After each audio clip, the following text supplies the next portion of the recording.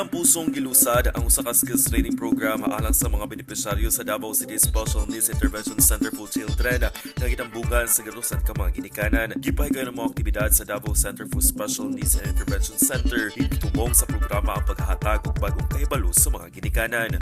This training is not only about acquiring technical skills. It is about opening doors to livelihood opportunities, strengthening families, and reminding every parent that you are not alone.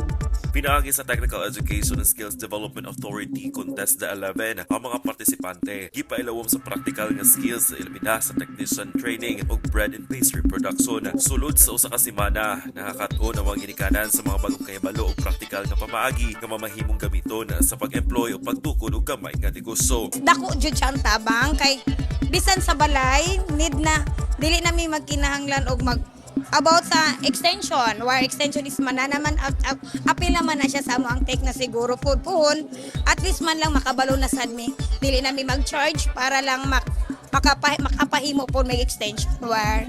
O dako gid siya kay tabang ma'am. Pinaagi sa mga programa gitumong sa buhatan nga dili lamang mahatod ang mga panginahanglan sa mga bata, apan apil sa mga pagpalig-on sa panginabuhian sa ilang mga pamilya. Dili lang kay ang mga bata ang gi-focus, pati dyan ang mga ginikanan. And kami po sa CS Pagnagigapan kamot ni na masabayan po namo ang ilang hyper ni Attorney Principe.